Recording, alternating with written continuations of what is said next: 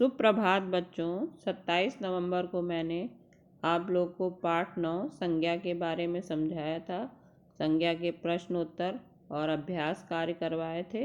उसी क्रम में मैं आज आप लोग को लिंग पाठ 10 के बारे में समझाने जा रही हूँ।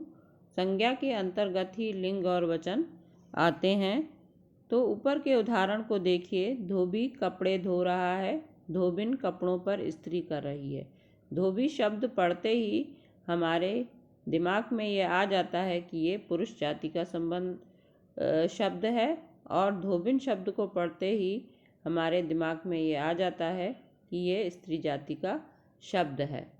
तो ये जो शब्द हमें ये ज्ञान कराते हैं कि ये स्त्री जाति का है या पुरुष जाति का है, उसे ही हम लिंग कहते हैं। और दूसरे शब्दों में कहें या व्याकरणिक भाषा में कहें तो लिंग शब्द का अर्थ ही है चिन्ह या पहचान, यानी जिससे हमें पता चले कि ये शब्द जो है पुरुष जाति का है या स्त्री जाति का है। तो शब्द के जिस रूप से हमें पता चलता है कि वो शब्द पुरुष जाति का है या स्त्री जाति का है, उसे ही हम लिंग कहते हैं।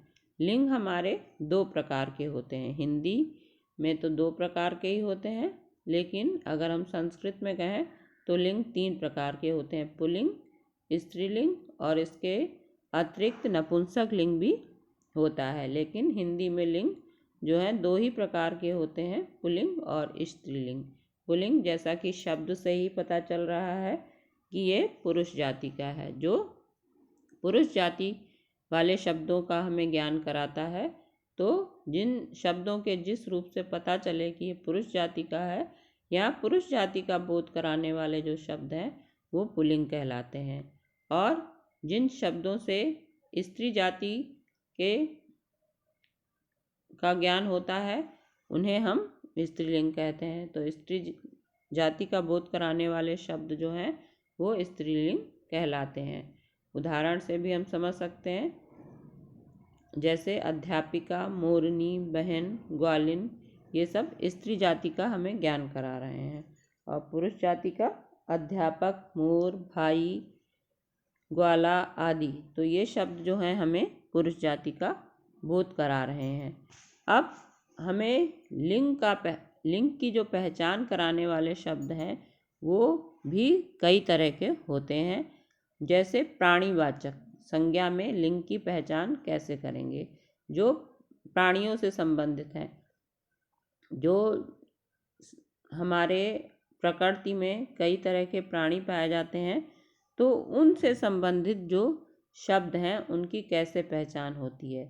इसमें नर जाति वाले प्राणीवाचक जो शब्द हैं वो पुल्लिंग होते हैं।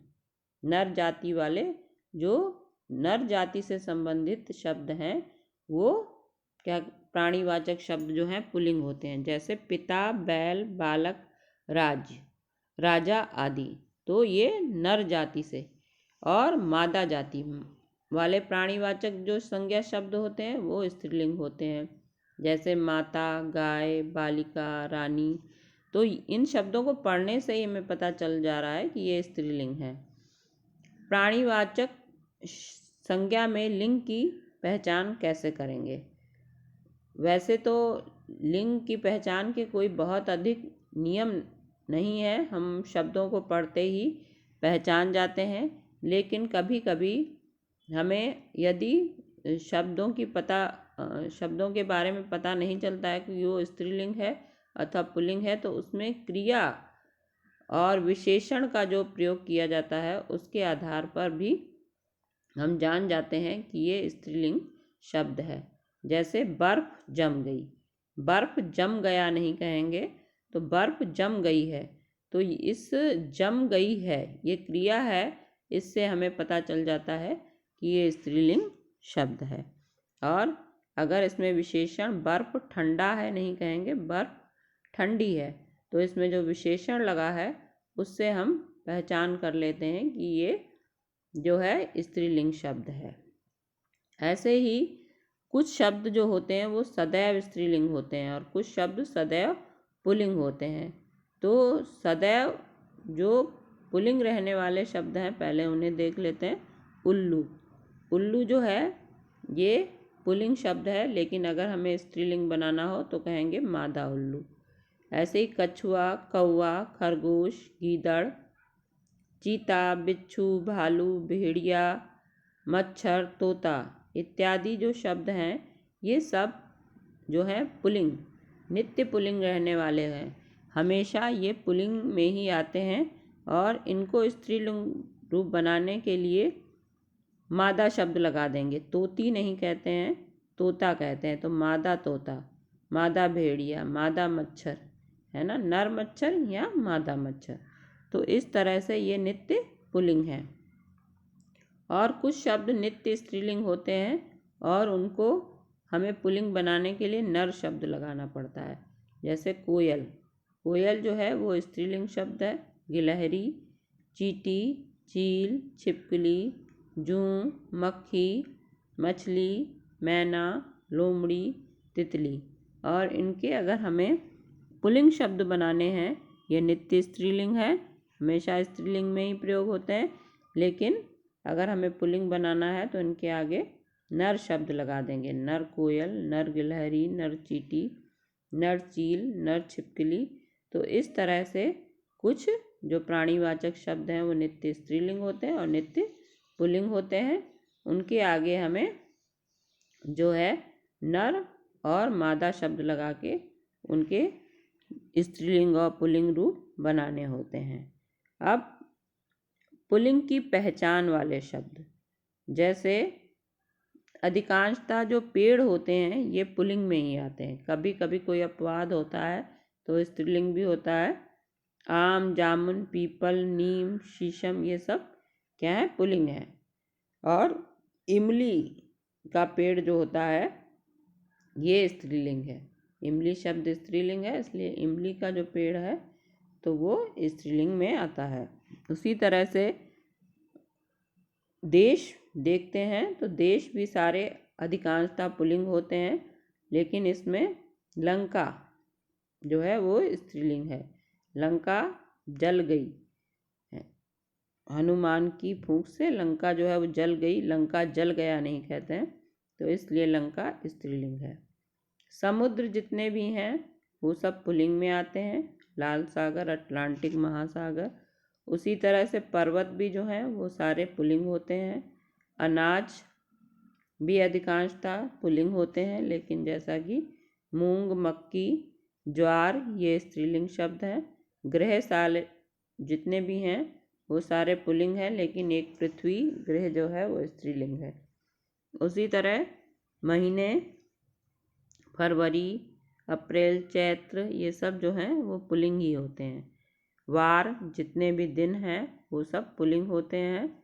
रत्न जितने भी हैं वो भी अधिकांशतः पुल्लिंग में ही आते हैं। उसी तरह पुल्लिंग की पहचान वाले दूसरे शब्द जो हैं वो द्रव्य, जितने भी द्रव्य जो हैं लिक्विड चीज़ें होती हैं वो सब पुल्लिंग की पहचान ही कराते हैं, लेकिन कभी कभी स्त्रीलिंग। चाय, कॉफ़ी, लस्सी ये स्त्रीलिंग है। धातुएं जितनी भी हैं वो भी पुल्लिंग होती हैं, लेकिन चांदी धातु जो है वो स्त्रीलिंग है। शरीर के अंग भी जो हैं वो पुल्लिंग में ही होते हैं। उसी तरह समुदाय या समूह, संघ, समाज, परिवार, दल, मंडल और कुटुंब, झुंड ये सब पुल्लिंग है। और खाना, जेल खाना, कारखाना ये जिसके अंत में लगा होगा ये सारे शब्द जो हैं वो पुल्लिंग होते हैं। अंत में एरा वाले शब्द चचेरा, फुफेरा, ममेरा ये सब पुल्लिंग होते हैं। तो इस तरह, और त्रा से अंत होने वाले शब्द भी जो हैं वो पुल्लिंग होते हैं। पत्र, शस्त्र, अस्त्र, चरित्र। इसी तरह कुछ स्त्रीलिंग शब्द हैं जिनसे हम स्त्रीलिंग शब्दों की पहचान कर सकते हैं। नदियों के नाम हमेशा जो हैं वो स्त्रीलिंग में ही होते हैं, जैसे गंगा, यमुना, गोमती, गोदावरी।